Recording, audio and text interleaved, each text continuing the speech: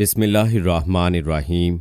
अस्सलामुअलैकुम। इल्म की बात देखने वालों को राव कमर रिजवान नई वीडियो में खुशामदीद कहता है। कुर्बानी ना करने पर सख्त वाईद। कुर्बानी हजरत इब्राहीम अलैहिस्सलाम और उनके बेटे हजरत इस्माइल अलैहिस्सलाम की सुन्नत, इस्लाम का शुआर और अहम इबादत है। कुर्बानी हर साहिब निसाब मुसलमान पर वाजिब और जरूरी है, लेकिन इस अहम इबादत के बहुत मसाइल और अहकाम हैं। और दोस्तों, आज की वीडियो में हम आपको फ़िक़्ह की मुख्तलिफ किताबों से कुर्बानी के बारे में अहम मसाइल बताएंगे ताकि उनकी रियायत रखी जाए और तमाम मुसलमानों की कुर्बानी अल्लाह ताला की बारगाह में मकबूल बन जाए। सबसे पहले बात करते हैं दोस्तों कुर्बानी के फ़ज़ाइल की। कुर्बानी का सवाब बहुत बड़ा है। नबी करीम सल्लल्लाहु अलैहि वसल्लम ने फरमाया, कुर्बानी के दिनों में कुर्बानी से ज्यादा कोई चीज अल्लाह को पसंद नहीं। इन दिनों में ये काम सब नेकियों से बढ़कर है और कुर्बानी करते वक्त खून का जो कतरा जमीन पर गिरता है तो जमीन पर गिरने से पहले ही अल्लाह ताला के यहाँ मकबूल हो जाता है। मिशकात शरीफ में अल्लाह ताला के प्यारे नबी हजरत मोहम्मद सल्लल्लाहु अलैहि वसल्लम का फरमान है, कुर्बानी के जानवर के बदन पर जितने बाल होते हैं हर बाल के बदले एक एक नेकी लिखी जाती है। आप सल्लल्लाहु अलैहि वसल्लम का एक और जगह पर इरशाद है, कुर्बानी तुम्हारे बाप इब्राहीम की सुन्नत है। सहाबी ने पूछा कि हमारे लिए इसमें क्या सवाब है। आपने फरमाया, एक बाल के एवज एक नेकी है, और ऊन के मुतल्लिक फरमाया, उसके एक बाल के एवज भी एक नेकी है। इसके अलावा नबी करीम सल्लल्लाहु अलैहि वसल्लम ने हिजरत करने के बाद हमेशा कुर्बानी की और ना करने पर सख्त वईद बयान फरमाई है।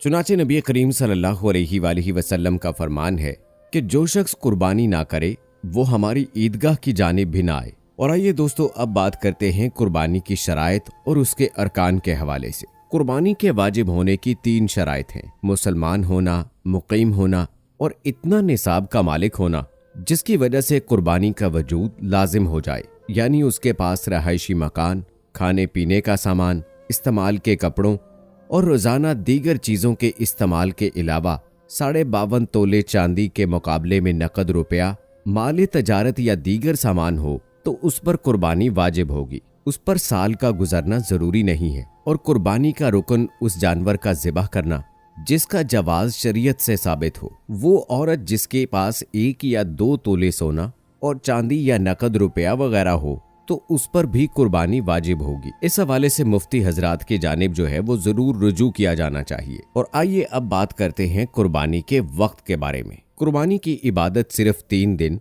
यानी जिलहज की 10वीं, 11वीं और 12वीं तारीख के साथ मुख्तस है। अलबत्ता पहले दिन कुर्बानी करना ज्यादा अफजल है। और दोस्तों, आपको बताते चलें कि कुर्बानी करते वक्त जुबान से नियत का करना जरूरी नहीं है, सिर्फ दिल ही में कुर्बानी की नियत कर लेना काफी है। अलबत्ता जुबान से कह लेना बेहतर है। और जानवर को किबला रुख लिटाने के बाद ज़िबा करने से पहले मसनून दुआ पढ़ें। कुर्बानी का जानवर ज़िबा करने का मकसद सिर्फ और सिर्फ अल्लाह की रजा हो और इबादत के ख्याल से ज़िबा करे। गोश्त खाने या लोगों को दिखाने की गर्ज से ज़िबा ना करे।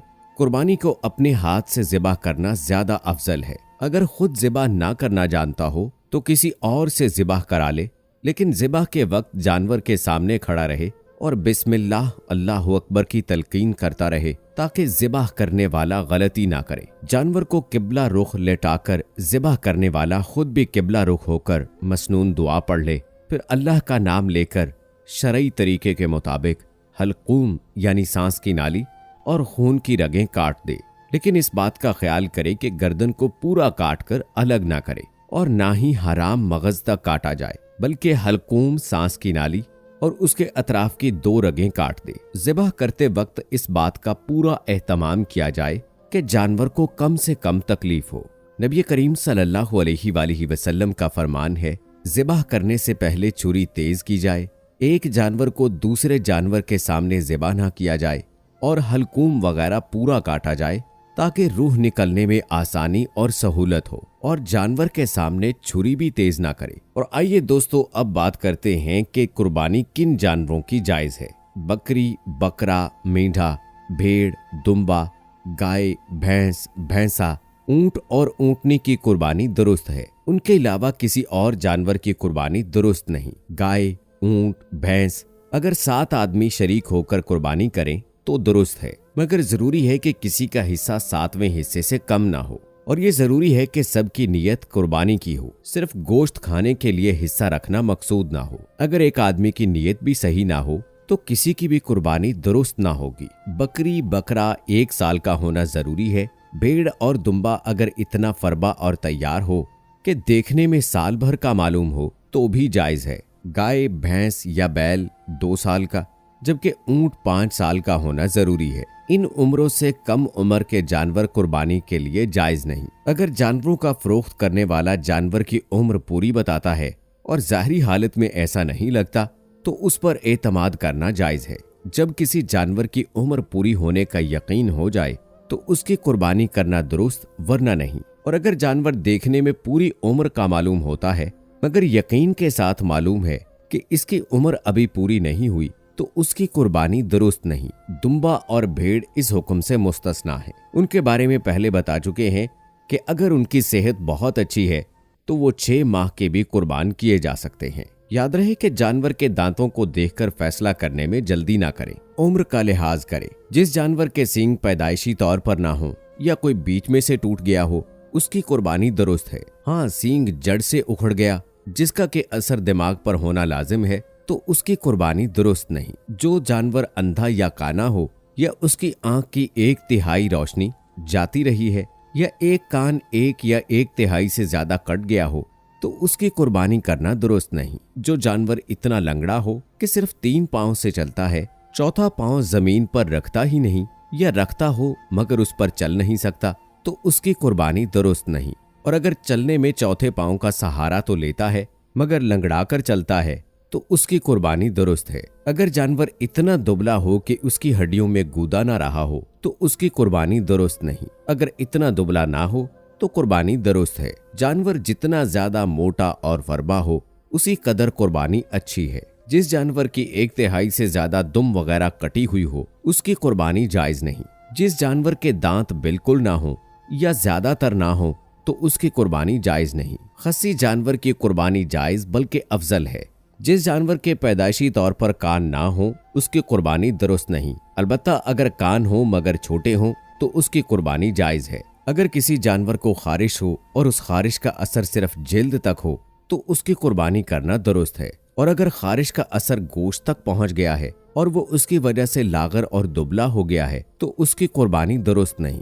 ऊंटनी, गाय और भैंस का अगर एक थन खुश्क हो तो उसकी कुर्बानी तो जायज है, लेकिन अगर 2 थन खुश्क हो जाएं या कट जाएं तो फिर कुर्बानी जायज ना होगी। अगर जानवर सही सालम खरीदा था और उसमें कोई ऐब पैदा हो गया और खरीदने वाला साहिब इस्तात नहीं है तो उसके लिए उसी ऐबदार जानवर की कुर्बानी जायज है। और ये शख्स अगर साहिब निसाब है तो उस पर वाजिब है कि उस जानवर के बदले कोई और जानवर कुर्बान करे। जानवर अगर पहले सही था और ज़िबह करने के लिए लिटाने लगे तो जख्मी हुआ या उसकी कोई टांग टूट गई या कोई दूसरा ऐब पैदा हो गया तो ऐसे जानवर की कुर्बानी करने में कोई हर्ज नहीं। कुर्बानी के लिए बेहतरीन और अफजल जानवर ये है जो खस्सी हो, खूबसूरत हो और सेहतमंद भी हो। बड़े जानवर में अगर 7 हिस्सेदार हों तो उसके गोश्त को तोल कर तकसीम किया जाना चाहिए। अंदाजे से तकसीम ना करे, वरना कोई हिस्सा ज्यादा और कोई हिस्सा कम होने की सूरत में कुर्बानी कबूल ना होगी। अगर तमाम हिस्सेदार एक ही जगह खाते हैं, अलग अलग नहीं है,